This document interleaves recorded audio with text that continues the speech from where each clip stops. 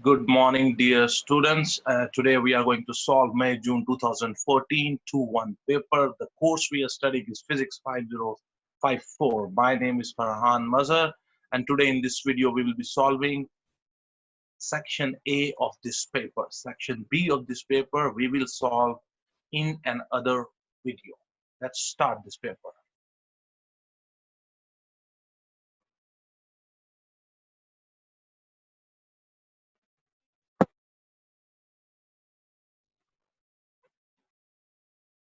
Question number 1 is on your screen. A part, a small boat travels with a velocity of 4 meters per second due north in an area of still water. State what is meant by velocity. Velocity is the change in displacement per unit time, or sometimes we say rate of change of displacement. Velocity is a vector quantity. I have written this answer. Let me show you my answer. On your screen, you can see velocity of a body is its rate of change of displacement.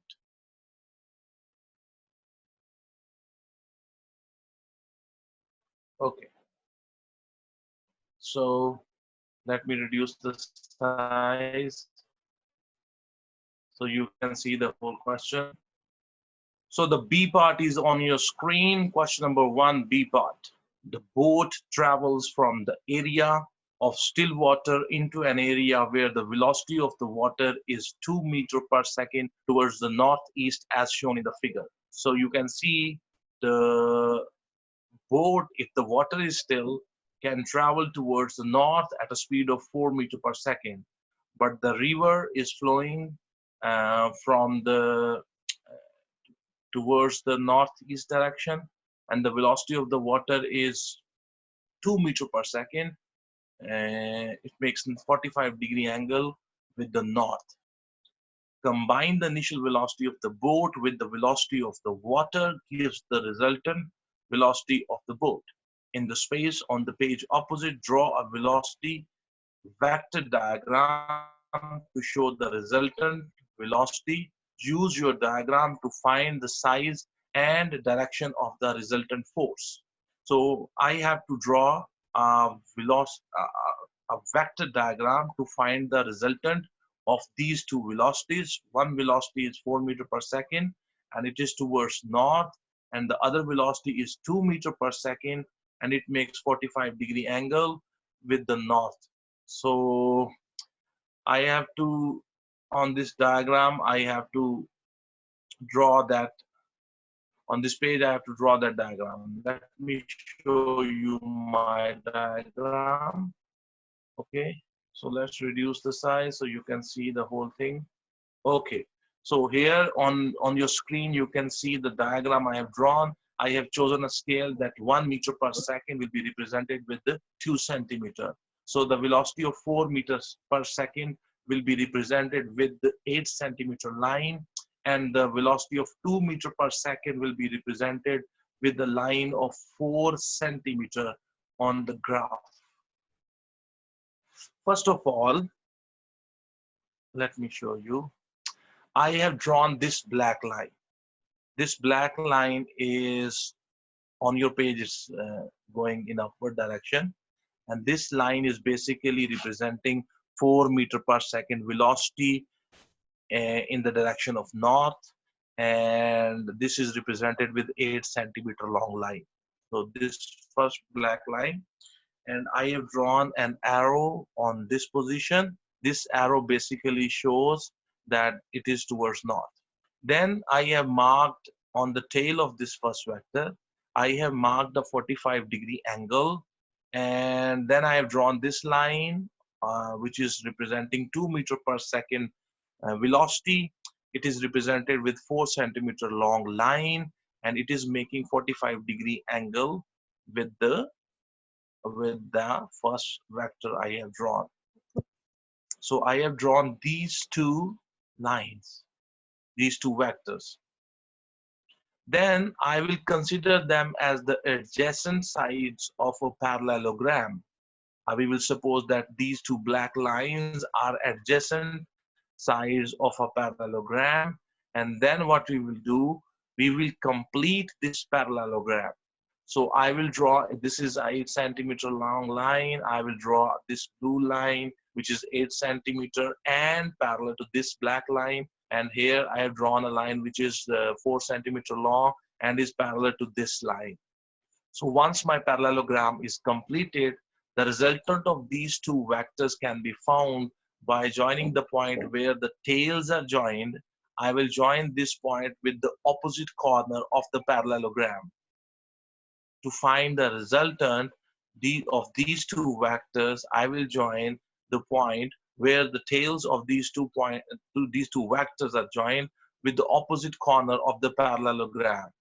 This will give me the resultant. So by putting a scale on this, I will measure what is the length of this resultant. So when I did this, this came out to be 11.2 centimeter long, and then I multiplied it with my scale. So 11.2 divided by 2, and the answer will be 5.6 meter per second. So the resultant velocity will be 5.6 meter per second. And another question they asked was, what is the direction of the resultant? So this velocity was in the north direction. I measured the angle between the north and the resultant, and it came out to be 15. So this is the style in which I will write north 15 degrees east.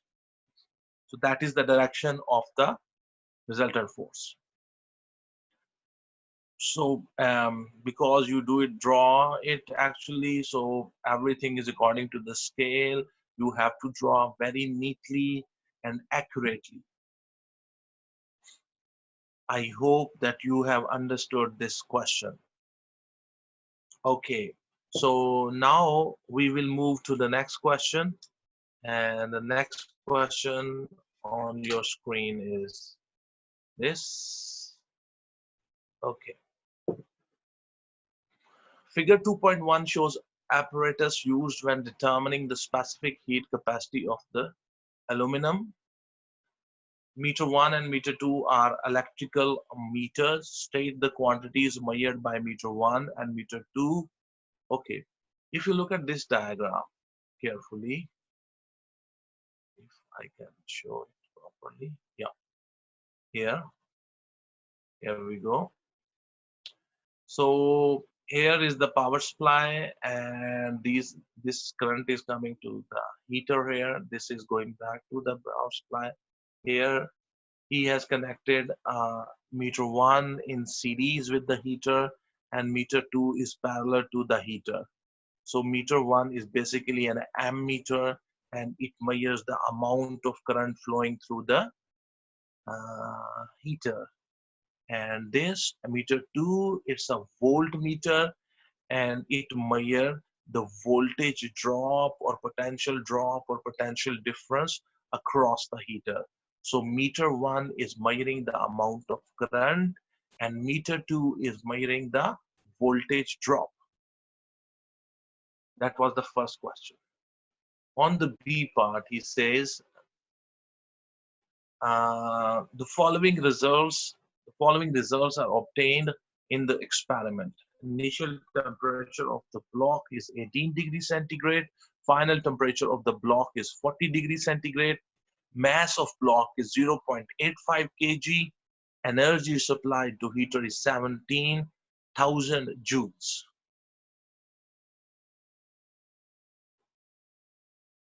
The question they are asking is, assuming that no heat is lost from the block during the experiment, calculate the specific heat capacity of the aluminum. The heat which is used to change the temperature of a block, the formula is heat equals to mc delta theta. Heat equals to mc delta theta. If you want to find out the specific heat capacity, which is represented with the small c in this formula, if you make that c subject of the formula will become heat divided by change in temperature and divided by mass. So if you put the values, the heat is 17,000 joules, and the divided by the change in temperature is 40 minus 18. and the mass is 0.85. If you will do the calculation, the answer will be 909.1 joules per degree centigrade per kg, and the final answer after rounding off will be 910 joules per degree centigrade per kg. So the specific heat capacity can be found by doing this. I have done this on a paper. Let me show you my work, and I hope you can see that this was the meter 1 will measure current, meter 2 will measure voltage difference, heat is equal to mc delta theta. If you make the C alone, if the formula will be heat divided by delta theta, and M equals to 17,000 divided by change in temperature, which is 40 minus 18 into 0.85, and the final answer will be 910 joules per degree centigrade per kg. I hope that this question is clear to you. Okay, let's move to the next part of this question. He says, C part, in practice, some heat is lost in the form of, in practice, some heat is lost from the block and the air above it becomes hot. Describe and explain the process by which the hot air moves away from the block. You see, the heat is moved away by the air by the process of convection. So the heat which is adjacent to the top of the block that gets hot, its temperature rises, its molecules move away from each other, and the density of that air which is adjacent to the top of the block, that its density decreases. This less dense air starts rising upward, and on and above the air which is colder, it is more dense, that starts sinking. So the hot air, which is less dense, rises upward, and the top and the air, which is on the top, is cold and is more dense. It starts sinking. In this way, the convection currents are set in, and the heat is transferred or heat is moved away from the block. I have written this answer also, and let me show you that. Or before going to that, let's do the second part of the C also. He says, suggest how to reduce the loss of heat from the block in the experiment. If you want to see, if you want to reduce the loss of heat from the block, what you can do the lagging. So what's the lagging? Lagging is that you take some insulating material. For example, you take cotton and you wrap the cotton around the block, because the cotton is insulating, so it will reduce the loss of heat. Let us see the written answers which I have tried to write. Okay, question number 2 is on your screen. I hope you can see them. Okay, we can reduce that further. Okay, here we go. Question number 2, C first part. Air above hot block becomes hot. Its molecules move away from each other. Air becomes less dense and starts rising. Cold air being dense sinks. Convection currents are set in. This way heat is moved away from block by air. So this is happening by the process of convection. And the second part of the C was how we can reduce the heat loss. Cover the block with the cotton around it, or you can write that do the lagging with some insulating material. I hope that this question is clear to you.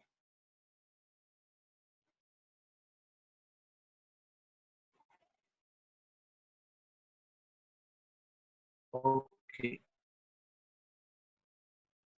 Question number 3 is on your screen. A collector views a postage stamp of height 1.5 centimeter through a lens.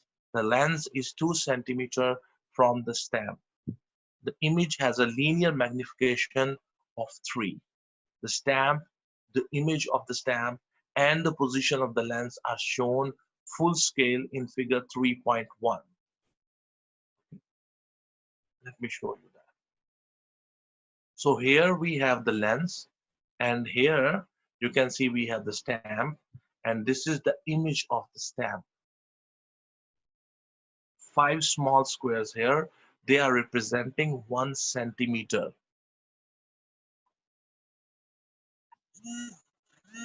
The question is, a ray of light from the top of the stamp to the lens is shown in the figure 3.1. State the type of lens used. You see, this lens, it is producing a image which is on the same side as the object to the lens. The object is on the right side of the lens, and the image formed is also on the right side of the lamp. The image formed is magnified. It's 3 times larger than the size of the original stamp. This shows that the lens is being used as a magnifying glass. The lens which is used as a magnifying glass, that lens is called a converging lens, or we call it a convex lens. Both names are of the same thing. Sometimes we call it converging, sometimes we call it convex lens.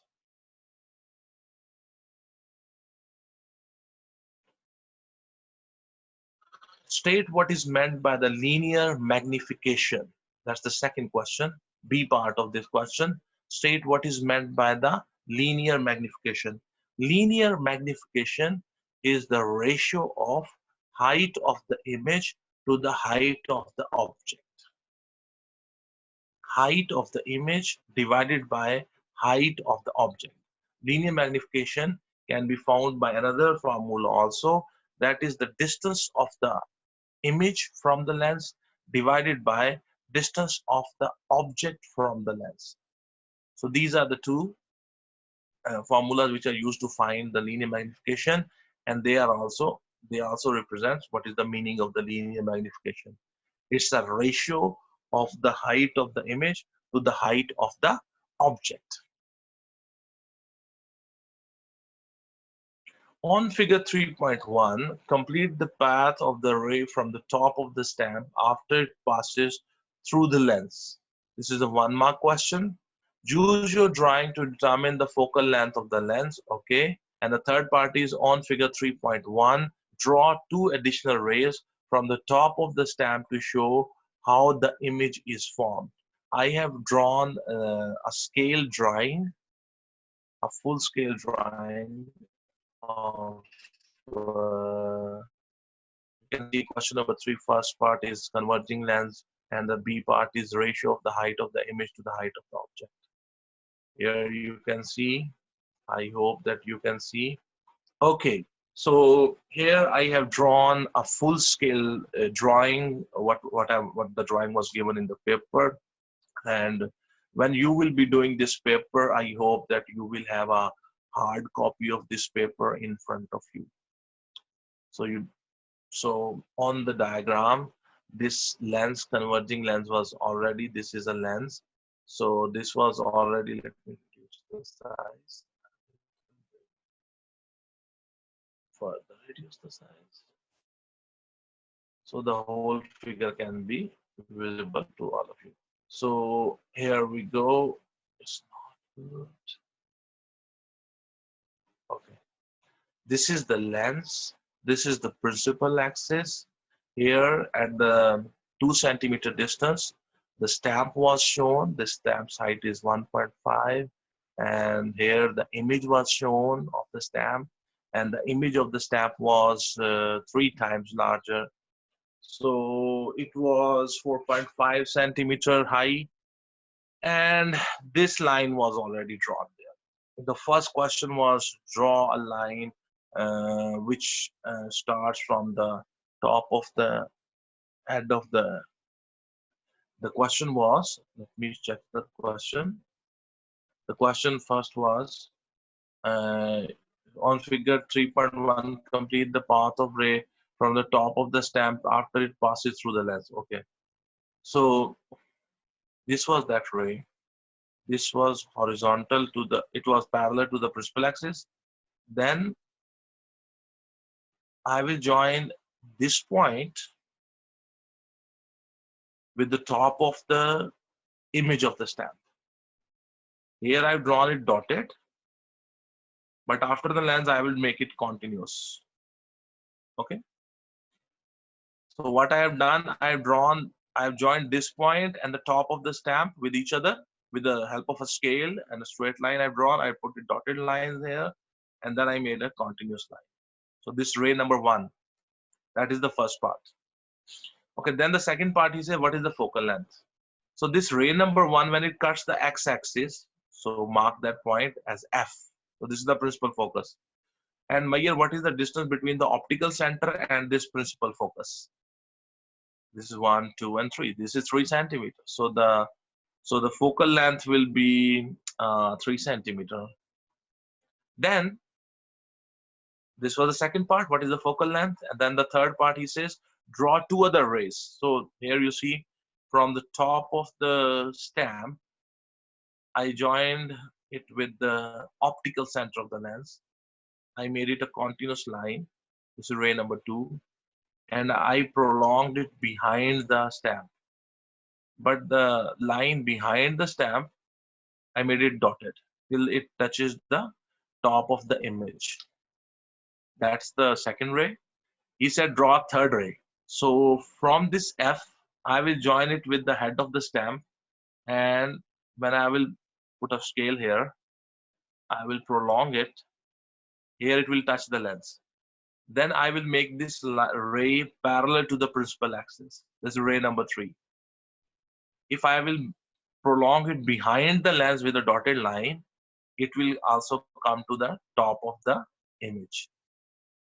So this ray number 3 and the ray number 2 are the 2 rays that he was talking about. I hope that I have made this clear to you.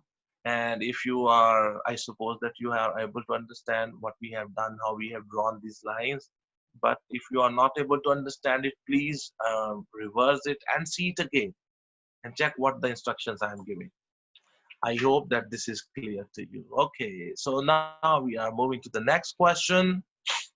The next question on your screen is question number 4. Okay, let's reduce the size so you can see. A teacher demonstrates magnetic screening. When a magnet is placed near a small cardboard box, paper clips on the other side of the box are picked up as shown in the figure 4.1. Let's reduce the size so you can see. Okay. When a small piece of soft iron is placed inside the box as shown in figure 4.2, the paper clips falls off. Magnetic field lines in each diagram are shown as thin lines. So you can see here in the figure 4.1 here, I have a magnet, a U-shaped magnet, North Pole, South Pole. This is the cardboard box. And on the other side of the cardboard box, the paper clips are attached. The reason is that the magnetic lines which are coming out of this north and going into this south, they are able to cross the cardboard box and reach the paper clips. So the paper clips are made of the magnetic material. So they are magnetized and they are attached to the other side of the cardboard box. His question is, on the figure 4.1, mark an arrow on each of the magnetic field lines to show its direction. So magnetic field lines, they travel from north to south. So they are going from north to south. They are going from north to south. They are going from north to south. They are going from north to south. So you will draw arrows which will be going towards the south. Okay. I've done this on a paper. Let me show you my diagram. So this is question number 4. Figure 4.1 is on your screen. You can see that how I have drawn the blue colored arrows on those magnetic lines. They are going from north to south. The magnetic lines are going from north to south. Easy. It's very easy. Okay. The next question is, explain why placing the soft iron inside the box causes the paper clips to fall off? It's a 2-mark question. Let me explain to you. You can see here what we have done. We have put a soft iron piece, a piece of soft iron here. What the soft iron do? It concentrate all the magnetic lines in itself. What it do? It provide the path for the magnetic lines to go from the north to south, and it do not let any magnetic lines cross the cardboard box. So you see no magnetic lines are now reaching on this side of the cardboard box. All the magnetic lines are traveling inside the soft iron, and they are going from north to south. So no magnetic lines are reaching this area of the cardboard. So the paper clips here, they are not in the magnetic field anymore. The magnetic lines are not able to reach those paper clips. So all the paper clips which were previously here attached with this the cardboard box, they will fall off. I hope that you have understood this story. Let me read the answer. Okay, so this is the B part. Magnetic lines are concentrated in soft iron. Soft iron provide path for magnetic lines from North Pole to South Pole. No magnetic lines reach paper clips. So that's the reason why the paper clips fall off when we put a soft iron rod in the cardboard box. Okay, the next question on your screen is, and we can reduce the size, increase the size. Explain, explain why it is sensible to have magnetic screening around the tube of cathode ray oscilloscope. You know, in the cathode ray oscilloscope, we have beam of electrons, and the electrons are negative charged particles. And the electrons, they are deflected when they pass through the magnetic field. So, and the magnetic beam is being uh, is colliding on the screen, is striking on the screen of the CRO, and that makes a graph. And if so, what we do that we put magnetic screening around the cathode ray oscilloscope. By putting the screening around the cathode ray oscilloscope, any stray magnetic field or magnetic lines which are outside the CRO, they cannot come inside the CRO and disturb the electron beam. Let me read my answer to you. Okay, C part. Screening prevent any stray magnetic lines to disturb electron beam inside the CRO. I hope that this question is clear to you. Okay. Question 5 is on your screen. A positively charged sphere C is brought close to a small uncharged metal sphere U. Sphere U is suspended from an insulating thread as shown in the figure 5.1. So this C, this is a big metallic sphere and it's positively charged. And then we have this small metallic sphere, which is neutral, and it is hung by a support with an insulating thread. So this is a metallic sphere which is totally neutral. On the figure 5.1, draw the induced charges on the sphere U. So you see when it will come near to it, the electrons, the free electrons in this metal sphere, they will be attracted to the positive charge on this C. So the free electrons will accumulate on this left side, and on the right side, the deficiency of electrons will be created, and on the right side, positive charge will appear. So on the left side, we will have negative charge. On the right side, we will have positive charge. And remember, when you draw this, if you, for example, if you show 4 negative charges on the left side, you are supposed to show 4 positive charges on the right side. I have drawn this figure. Let me show you. Let me show you my figure. I have also drawn this. Okay. So question number 5, A part is on your screen. You can see I have drawn 4 negative charges on the left side, and I have drawn 4 positive charges on the right side of the sphere U. So that's figure 5.1. Okay, let's move to the next question. He says sphere C is moved towards the sphere U until the spheres touch.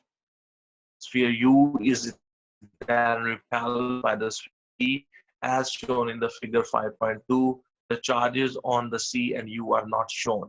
State and explain what happens to the charge on the two spheres as they touch. So what happens to the charge on the C and what happens to the charge on the U? It's a 3-mark question. Okay. When they will touch each other, you know, this was positive and this was basically neutral, and the free electrons were accumulated here, and this side was positive. This was as a whole positive, but this sphere C was a very large sphere, and it has a lot of positive. So what will happen when they both will touch with each other? The electrons from the U will be transferred to C. So C, some positive charge will be neutralized, but the C will remain positive because it has a lot of positive charge on it. So what happens when the U and the C, they come and touch each other? So what happens that some of the electrons from the left end of the U, they are transferred to the C, and the positive charge of the C is reduced, but it still remains positive. Now, when they separate, so what happened? The electrons, U has lost its electron. So now the U becomes deficient in electron. Now the U also becomes positive. C is already positive. The U also have become positive. So they will repel each other because they both are positively charged, and the positive and positive, same charges repel each other. That's why the C and U will repel each other once they have touched each other. I hope that you have understood the whole description. I have written this answer for the first part. I have even explained you the first part and second part. Charge on the C, charge on the U, and explain why U is repelled by the C. So let's read their answers. I have written their answers also.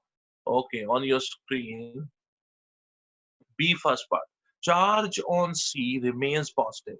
Some electrons from U transfer to C and reduces its positive charge, but it still remains positive. U becomes positively charged because its free electrons are transferred to C on becoming in contact with the C. When they contacted, a brief contact, when they touched each other, electrons jumped from the U to C. So that's why the U has become positive. It has lost electrons. So the B second part, both C and U are positively charged, same charge repel each other. That's why the U and the C spheres, they will start repelling each other. I hope that this question, I hope that this question is clear to you. Okay, dear students, we will move to the next question, and the next question on your screen is, let's move to the next question. Okay, dear students, question number 6. Figure 6.1 shows a coil of wire connected by flexible leads to a switch and a battery. So here we have North Pole, South Pole. Here we have a coil. This coil through this switch is connected to this battery.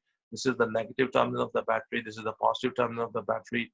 These are flexible leads. So the current from the positive will come into the coil and it will flow like this. And through this side, it will go back to the battery. So this is a basic structure of a motor, DC motor. The coil is placed between the poles of a permanent magnet and is free to turn about the axis. When the switch is closed, forces due to the current act on the sides of the coil starts to turn. On the figure 6.1, draw arrow to show the direction of the forces. This is a 2-mark question. And let me try to explain to you. Okay, you can see that this is a coil, and in this coil, the current is flowing. The current is flowing from the positive terminal of the battery. So if you consider the right hand side of the coil, consider the right hand side of the coil. So the current is going in this way. The current is going away from you. So if you use the left hand rule, you remember the left hand rule? The left hand rule, you take your left hand, and what we will do, we will take the left hand, we will stretch these three fingers. This is my thumb, this is my index finger, and this is my middle finger. My thumb, let me change the direction. Okay, thumb, index finger, and the middle finger. Okay, so what I will do, this thumb represents the force, this index finger represents the magnetic field, and this represents the current. FMC, FMC, force, magnetic field, current. Force, magnetic field, current. Force, magnetic field, current. This is the Fleming's left hand rule. Apply this rule on the right side of the coil. The magnetic field is from north to south. The current is going that way. My thumb is pointing downward. It means that on the S, on this side of the coil, a force in the downward direction will act. Okay. If you consider the left side of the coil, the current is coming towards me. The magnetic field is from the north to south. The current is coming towards me. The magnetic field is from north to south. My thumb of the left hand is pointing upward. It means that the force acting on the left side of the coil will be in the upward direction. I have drawn this diagram and I have also drawn these arrows. Let me show you that. And let's reduce the size of this so you can see the whole figure. Okay, you can see here I have tried to draw that diagram. Here the force is downward direction. On the right side of the coil, the force is in the downward direction, and on the left side of the coil, the force is in the upward direction. It's a 2-mark question, and we have used the Fleming's left hand rule to find the direction of the force when a current carrying conductor is placed in a magnetic field. I hope that this is clear to you, the left hand rule, and how I came to know the direction of the forces on both sides of the coil. Okay, dear students, we move to the next part. The next part is on the figure. This is done. And B part. The coil stops when it is vertical. Explain why the turning effect of the forces is zero at this position. Try to understand this point. It's a famous question. When this coil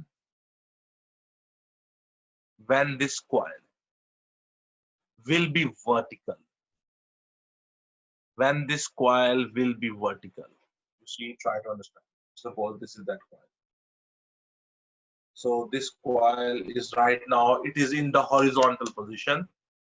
When this coil will go into the vertical position, the force on the right side still in the downward direction. The force on the left side still in the upward direction. Okay. Those two forces, their line of action is passing through the axis of the rotation. So the axis of rotation, you see, this is the axis of rotation.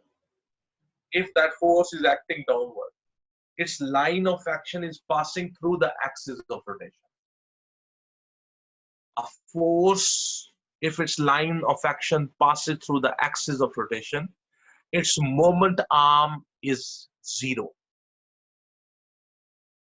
If the moment arm is zero, the turning effect produced by that force will be also zero. That's a rule. Okay, I hope that this point is clear to you. The question was, the coil stops when it's vertical. Explain why the turning effect of the forces is zero at this position. It's a 1 mark question. Let me read my answer to you. Okay. When the coil is in vertical position, the line of action of forces acting on sides of coil pass through axis of rotation of coil. Moment arm of these forces becomes zero. So no turning effect is produced by these forces in this position. I hope that this is clear to you. Okay. The next question is, in order for the coil to rotate continuously, a split ring commutator is connected between the battery and the coil.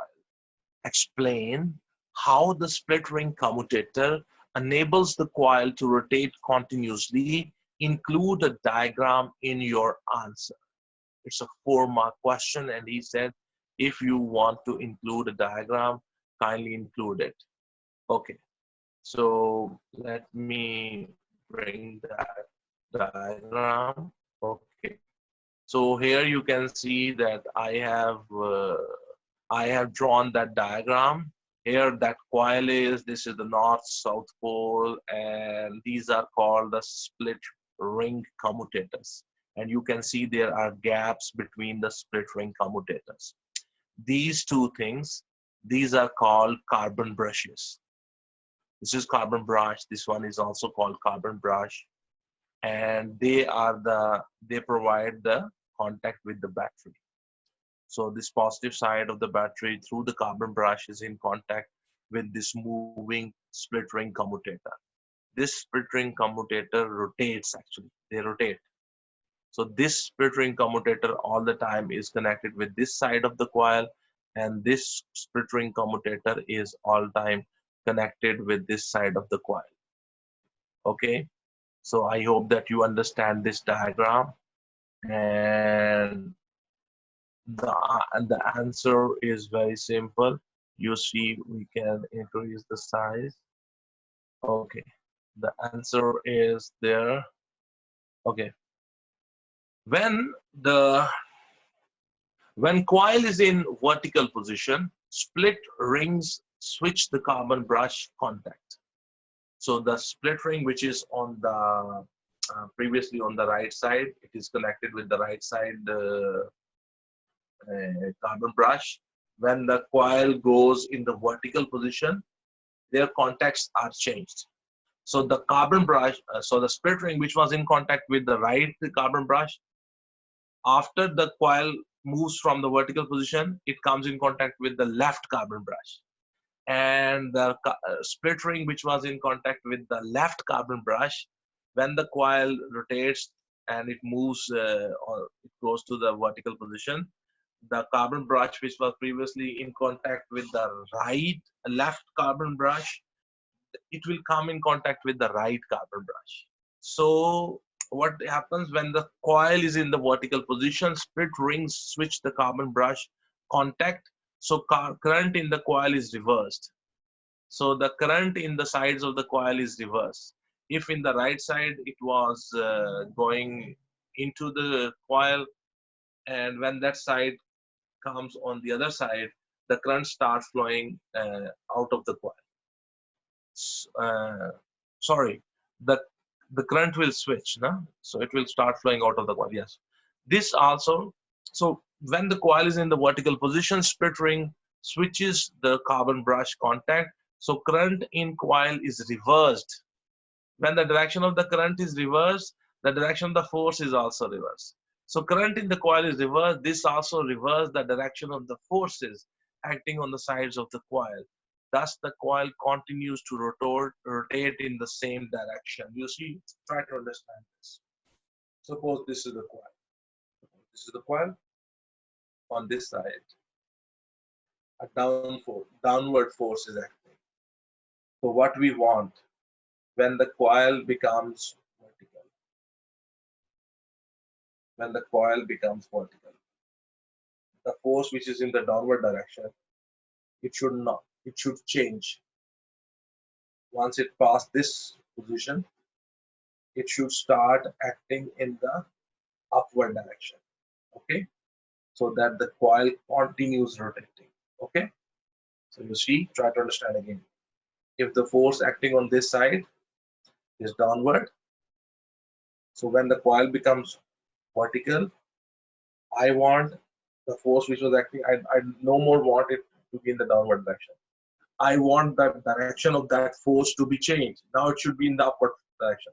When this will happen, the coil will continue rotating. For example, so try to understand another example. On this side, the direction of the force was upward. The direction of the force was upward. So what we want when the coil rotates, now I don't want the force on this side to be upward. Now I want when the coil moves further, I want the direction of the force on this side to be downward so that it continue rotating. Okay, so for this purpose, what we have done, the split ring commutator, when the coil passes the vertical position, the split ring commutator, it reverses the direction of the current flowing through the coil, and when the current changes, the forces which are acting on the sides of the coil, they also change their direction. So by doing so, we make sure that the coil continues to rotate in the same direction. It's a little tricky question, and especially to understand the concept that what's happening inside the coil. I hope that you have understood. Okay, so here we go. We are on the next question. That's the question number 7 on your screen. Figure 7.1 shows a variable potential divider, potentiometer, connected to a 6-volt battery. The movable contact can slide between A and B as it moves. The output voltage changes. Complete the table below to show the output voltage when the contact is at R and at B. So this is a potential divider. We also call it a potentiometer. Here we have this movable contact. So wherever you put this movable contact, the resistance which is above it becomes R1, and the resistance which is below it is R2. And we are taking the output voltage from R2. Okay. So when it will be at A, there will be no R1. The whole thing will act as R2. So the output voltage will be equals to the voltage of the battery. If you remember the formula which we use to find out the V out from R2, the formula is R2 divided by R1 plus R2, the whole thing multiplied with voltage of the battery. R2 by R1 plus R2, the whole thing multiplied with voltage of the battery. So when the contact is at A,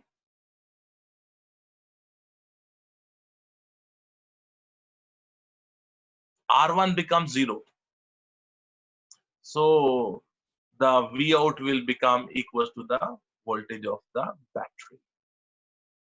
When, this is not asked here, but I'm just trying to explain you, if you put the movable contact in the middle of this resistor, so the R1 value and the R2 value will be same if you put the movable contact in the middle.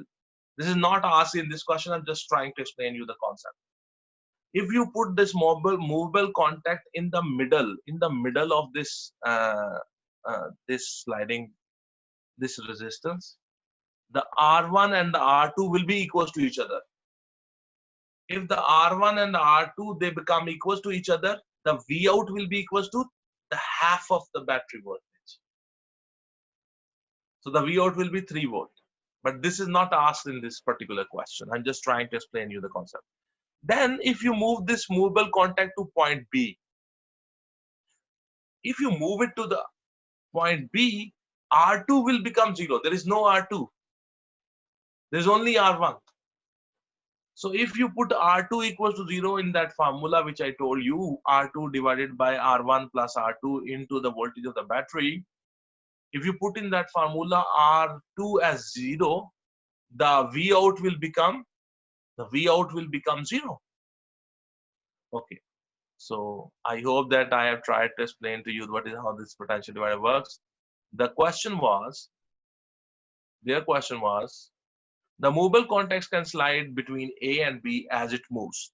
The output voltage changes. Complete the table below to show the output voltage when the contact is at A and at B. So when the contact is at A, the V out will be 6 volt, and when the contact is at B, the V out will be 0. Here put 6 volts and here put 0. Okay. Then we have the B part, and the B part says that figure 7.1 shows a thermistor in a potential divider circuit that is used to monitor temperature. That the fixed resistors has a resistance of 200 ohm. So this fixed resistor has a 2000 ohm, 2000 ohm resistance. The battery is 6 volt. Here we have a thermistor. Here we have an ammeter. Explain why the voltage across the thermistor decreases at its temperature rise. You know, the thermistor is a non-ohmic conductor, and its resistance depends upon its temperature. If the temperature of the resistor will increase, its resistance will decrease. If the temperature of the thermistor will decrease, its resistance will increase. In the situation given in the question, we have increased the temperature of the thermistor. If you will increase the resistance of the if you will increase the temperature of the thermistor, the resistance of the thermistor will decrease. So when the resistance of this thermistor will decrease, what will happen? It will take less voltage drop.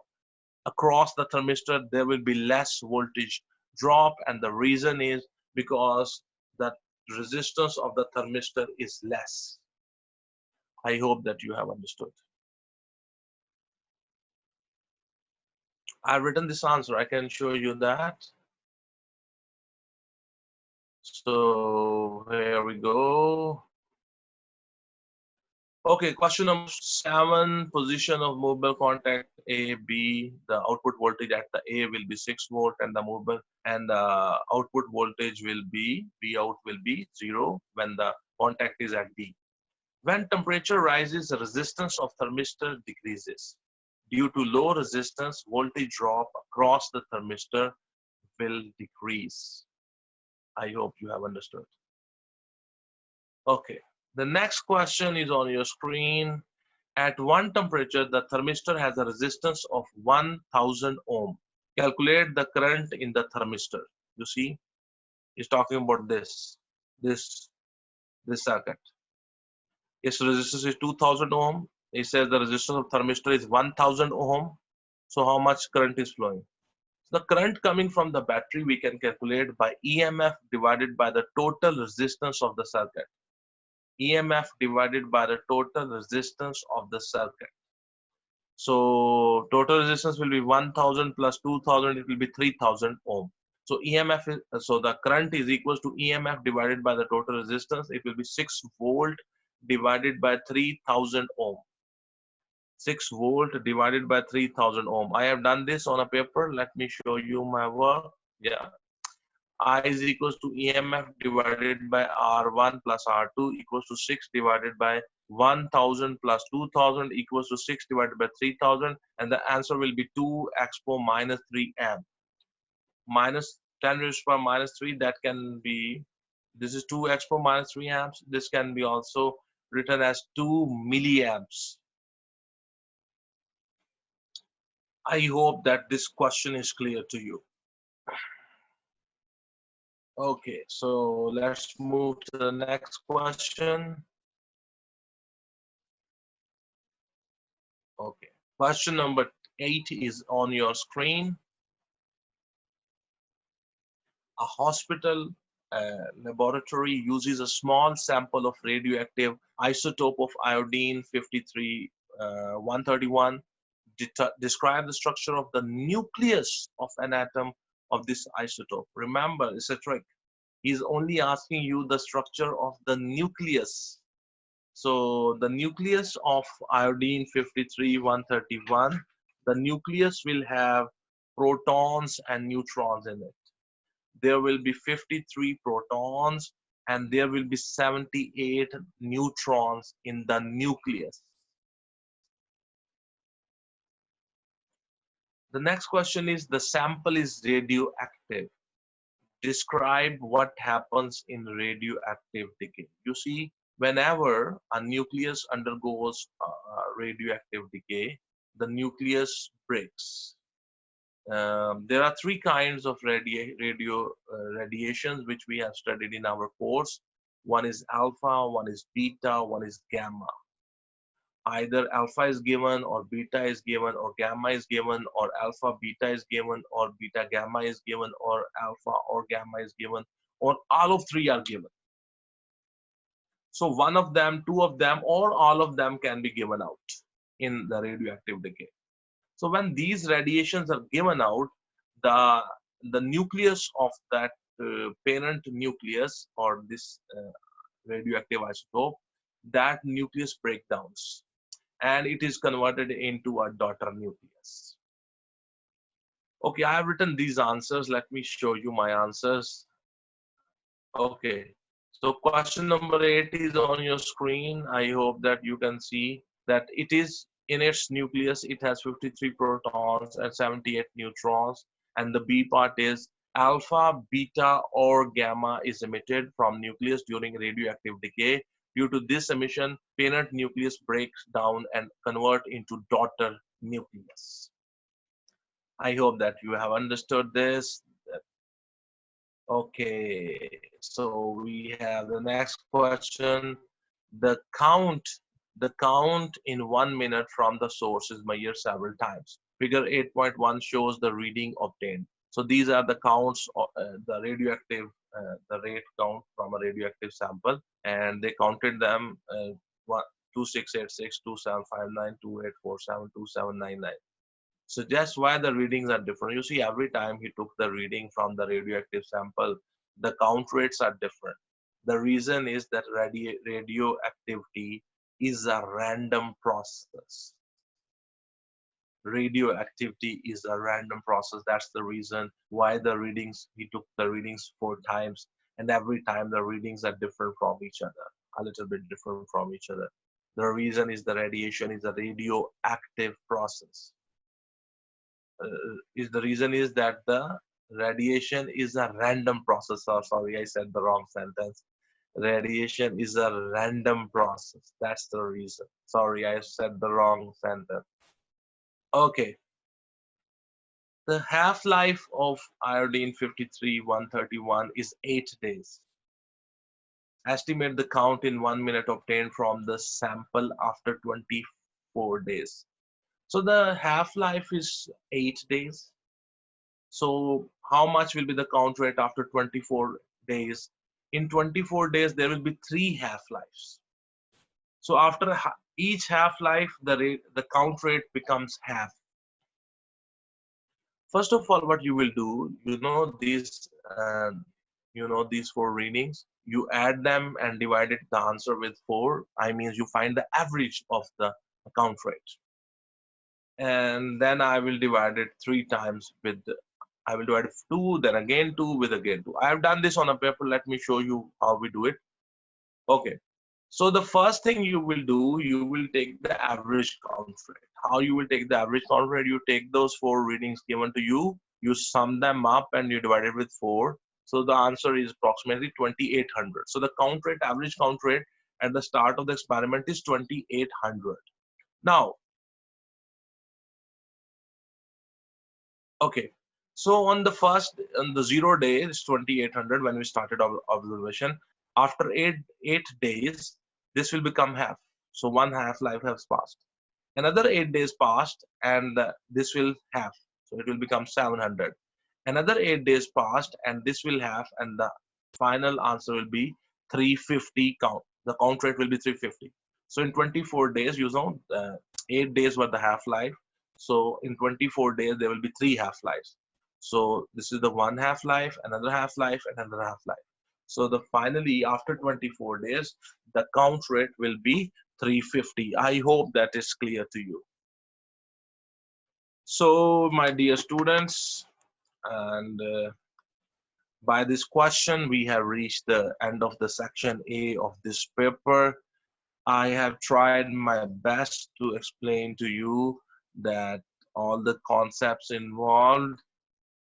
I hope that I am to some help to you, and I believe that if you will keep on working hard and if you will keep on practicing, your answering skills will improve. Today we have done May June 2014 2-1 paper. In this video we have done section A of this paper. My name is Ferhan Mazher, and section B of this paper we will do in another video. Thank you very much everybody. Have a good day and keep studying, and God